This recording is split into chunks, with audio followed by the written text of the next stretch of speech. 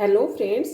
आज हम जो अपना स्वतंत्रता टॉपिक चल रहा था उसमें स्वेच्छातंत्रवादी जो विचारक हैं, जो स्वेच्छातंत्रवाद जैसा कि हम सब जानते हैं परंपरागत उदारवाद की पुनरावृत्ति के रूप में जाना जाता है, योग्यता का समर्थन और आरक्षण का विरोध करता है, राज्य के न्यूनतम कार्य क्षेत्र का समर्थन करता है यानी कि हस्तक्षेप वाले राज्य का समर्थन करता है।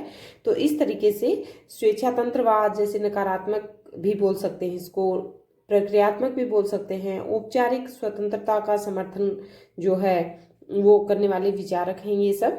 तो आइजिया बर्लिन इससे पहले वाले वीडियो में हम लोग डिस्कस कर चुके हैं और एफ ए हेयक और नोजिक जो हैं वो न्याय में हम लोग डिस्कस कर चुके हैं।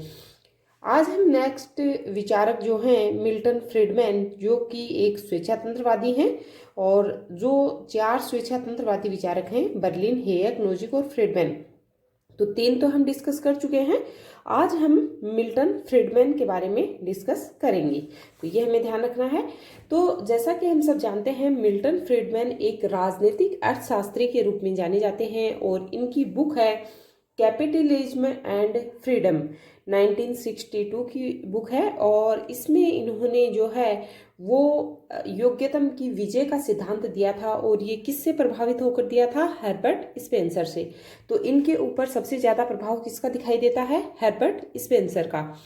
मिल्टन फ्रीडमैन योग्यतम की विजय का सिद्धांत देते हैं और ये कहते हैं जो व्यक्ति मतलब जिस व्यक्ति के पास जितनी योग्यता है उसको मतलब वही आगे जाना चाहिए, यानी उसकी विजय होनी चाहिए।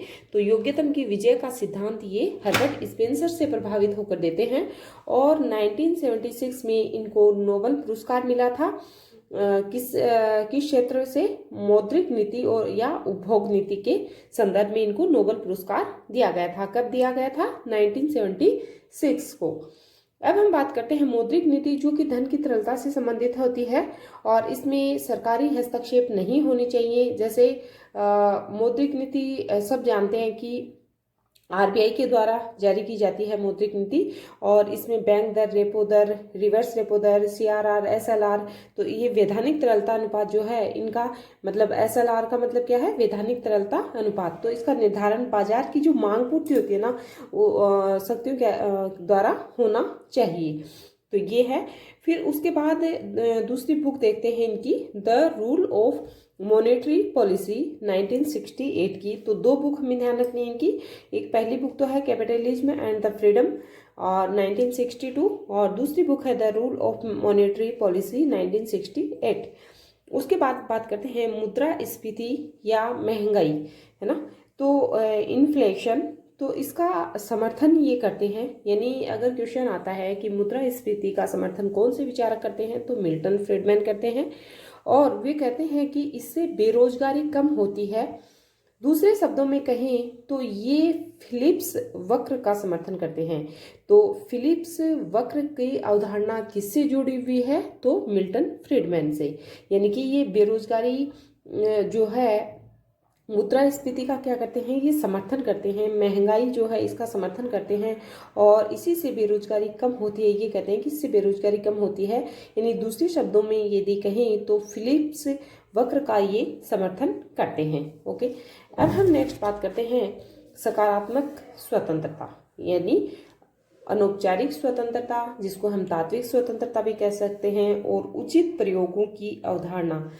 एक चीज हमें थोड़ा यहाँ ध्यान रखनी होगी, जो अभी मैंने आपको बताया कि जो स्वेच्छातंत्रवादी हैं, स्वेच्छातंत्रवादी विचारक, यानी जो एक तो स्वेच्छातंत्रवादी, दूसरे परंपरागत विचारक जो है ना, परंपरावादी जिसको बोलते हैं हम।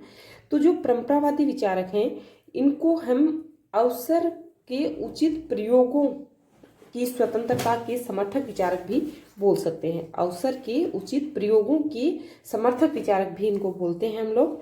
तो ये हमें ध्यान रखना है। और यहाँ पर एक नया वर्ड जो राजीव भार्गव की बुक में दिया हुआ है, तो ये क्या कहते हैं? उचित प्रयोगों की अवधारणा। किसको? सकारात्मक स्वतंत्रता को। तो इतना ध्यान रखना है। राजीव भार्गव की बुक में 2 शब्द अलग देखने को मिले हैं। एक तो है जो नकारात्मक स्वतंत्रता है, वो तो है अवसरों की स्वतंत्रता, है ना। उचित अवसरों की स्वतंत्रता, और जो सकारात्मक स्वतंत्रता है वो है उचित प्रयोगों की अवधारणा। ठीक है, तो इतना हमें ध्यान रखना होगा।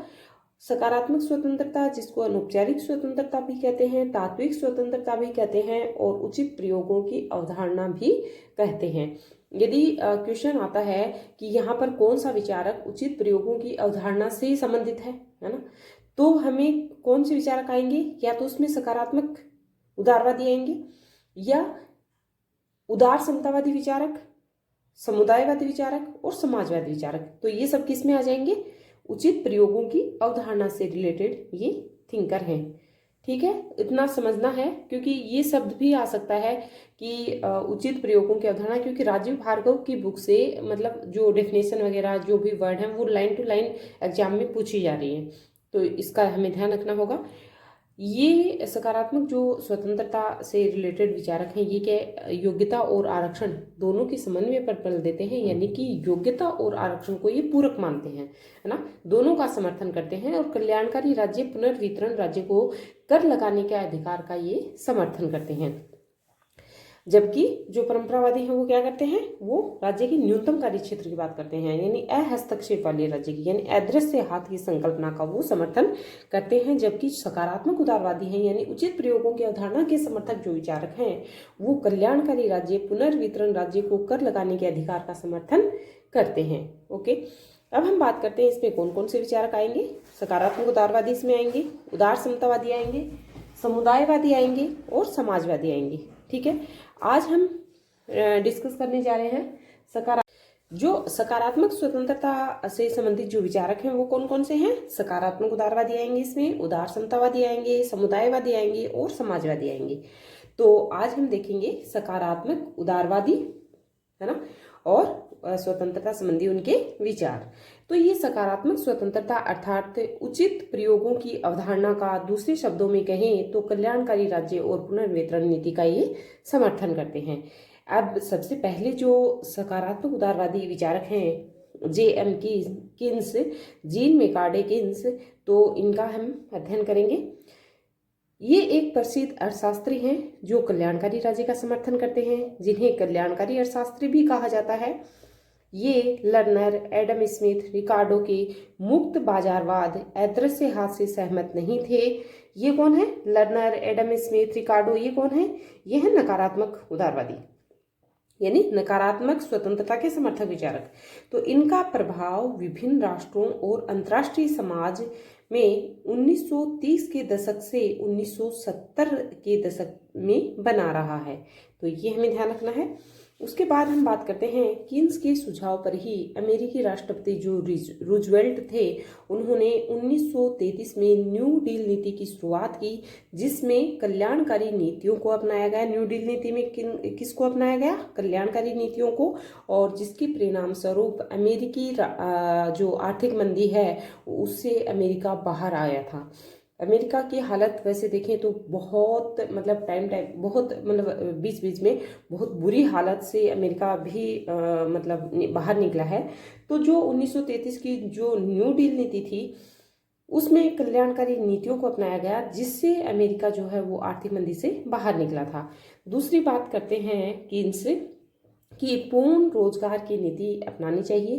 कार्य करने की इच्छा और योग्यता रखने वालों को उचित रोजगार प्राप्त होना चाहिए।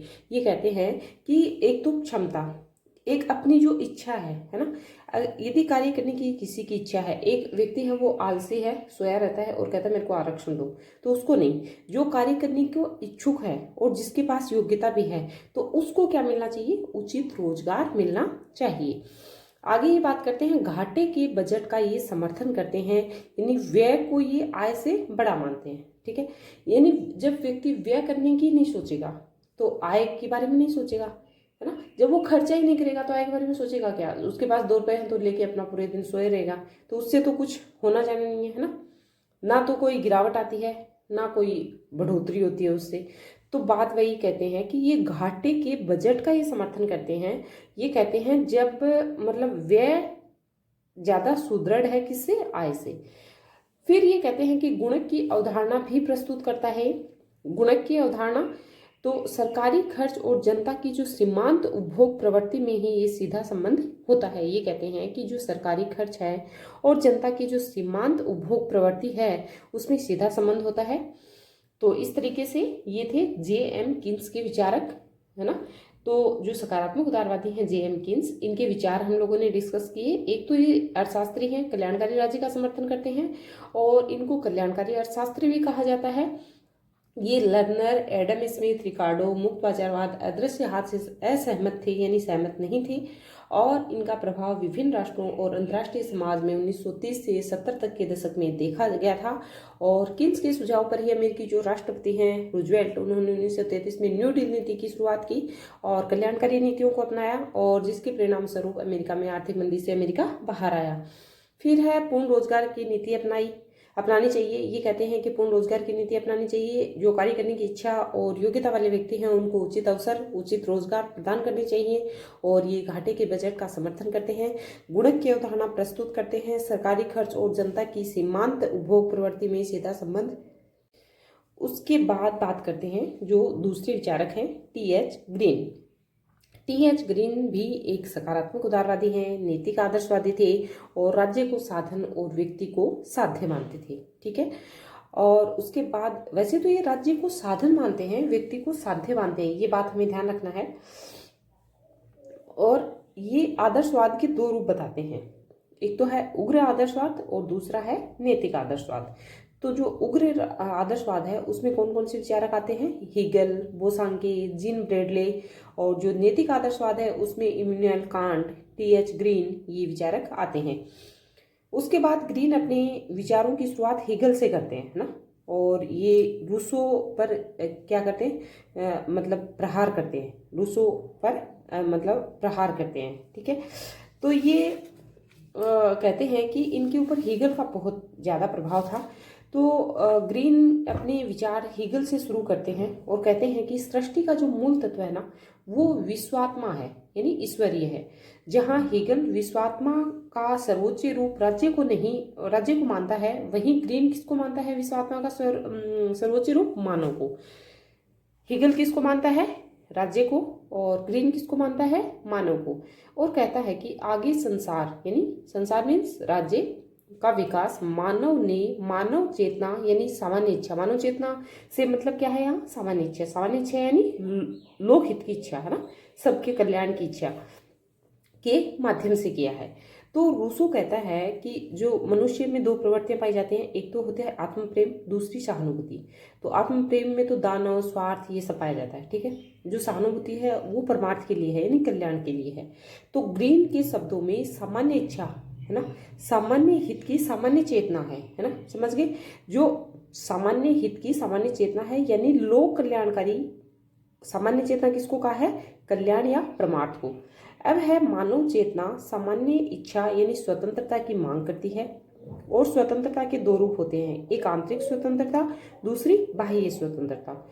तो आंतरिक स्वतंत्रता तो व्यक्ति खुद ही इसे प्राप्त करता है, यानी नैतिकता का पालन तो व्यक्ति खुद ही करेगा, तो इससे व्यक्ति स्वयं ही प्राप्त कर सकता है। जो बाह्य स्वतंत्रता है वो उचित परिस्थितियां, इसमें उचित परिस्थितियां।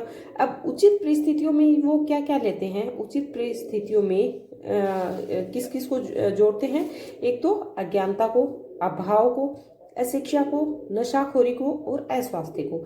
ये है उचित परिस्थितियां। तो ये कौन प्रदान करेगा? ये राज्य प्रदान कर सकता है।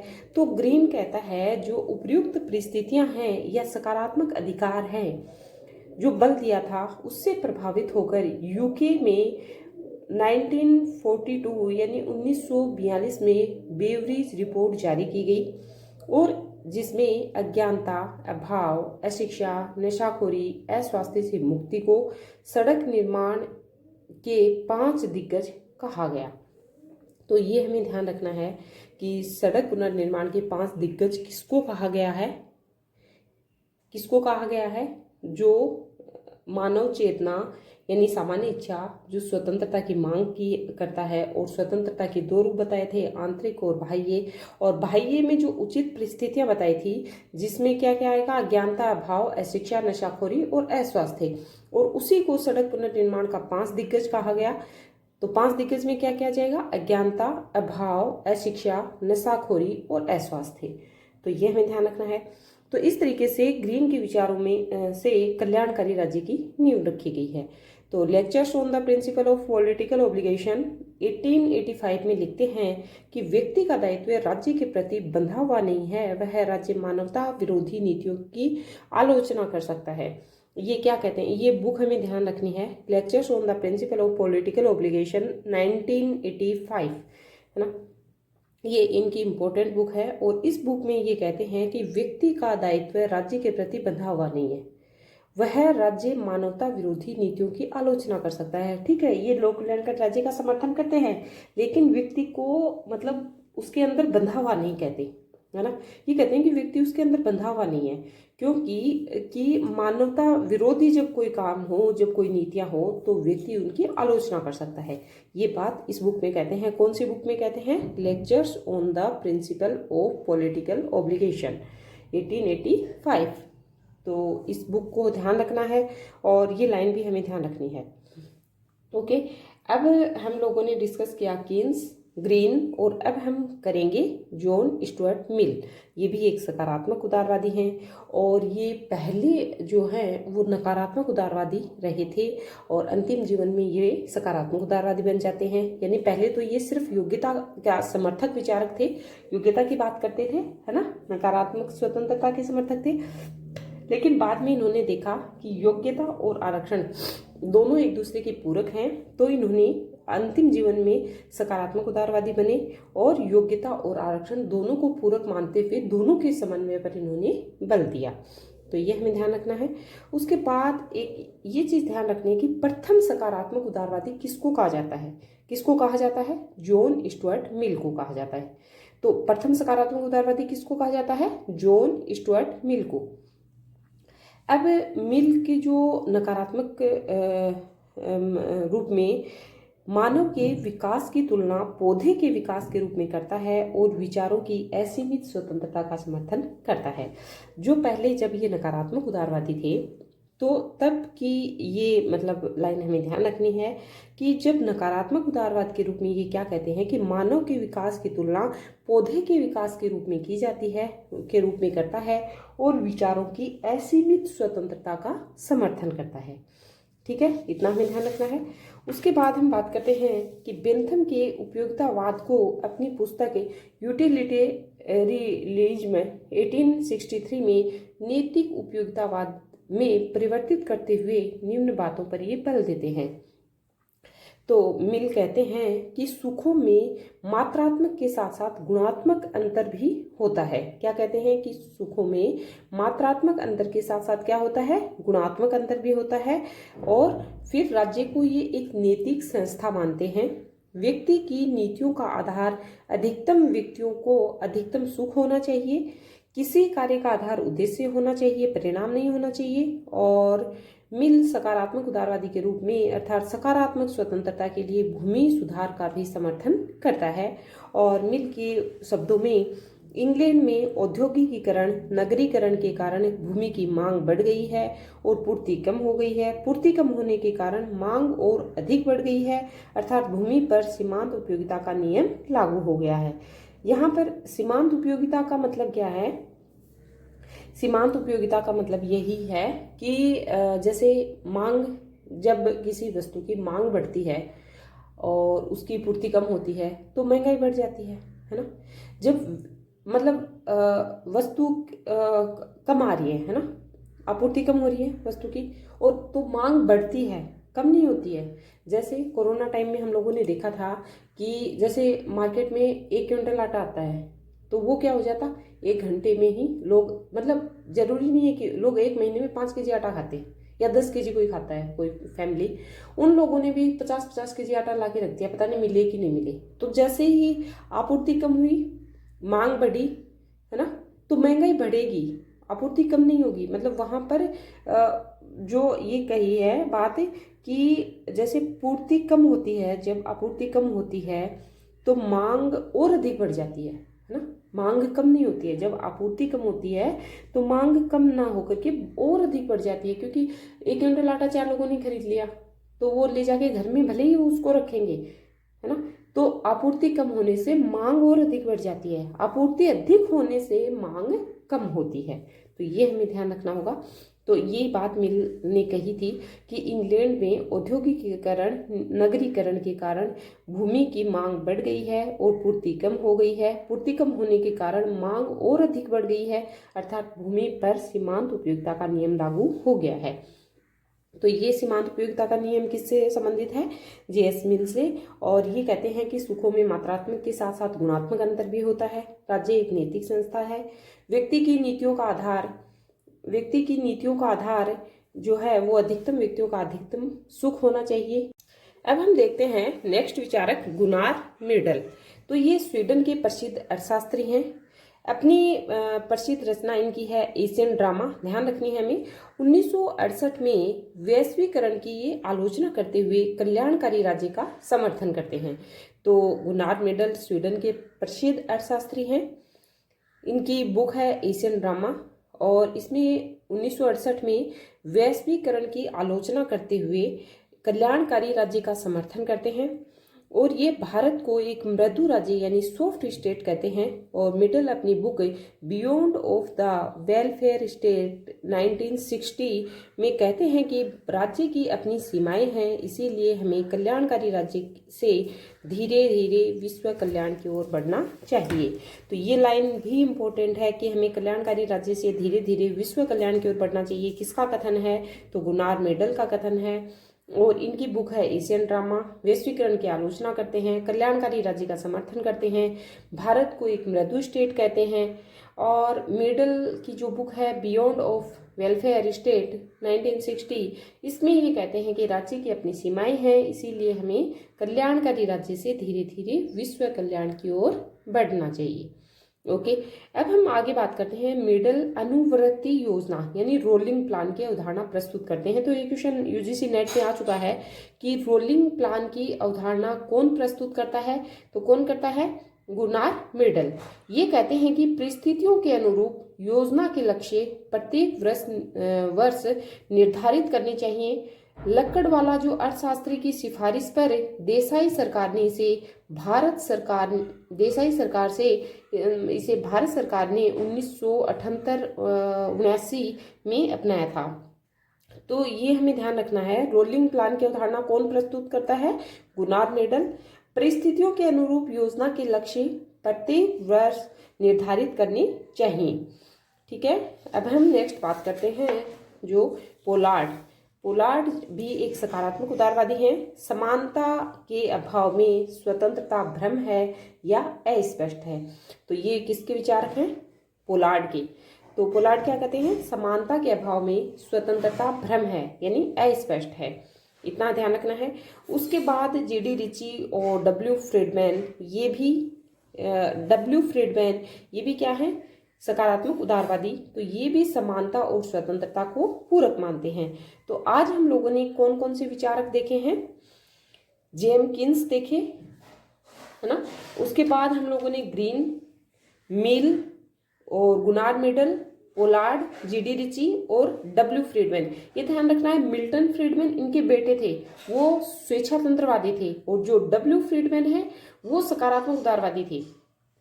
ठीक है, तो जो इनके फादर हैं वो तो हैं डब्ल्यू फ्रीडमैन, और जो मिल्टन फ्रीडमैन है वो इनके बेटे थे जो स्वेच्छातंत्रवाद से जुड़े थे, जबकि डब्ल्यू फ्रीडमैन सकारात्मक उदारवाद से जुड़े थे। तो हमें ध्यान रखना है। तो जितने सकारात्मक उदारवादी थे उनके जो मतलब राजीव भार्गव वगैरह जो भी ये बुक्स हैं, इन सब से हम लोगों ने ये जो वीडियो है ये पूरा मतलब इस वीडियो में डिस्कस कर लिया हम लोगों ने।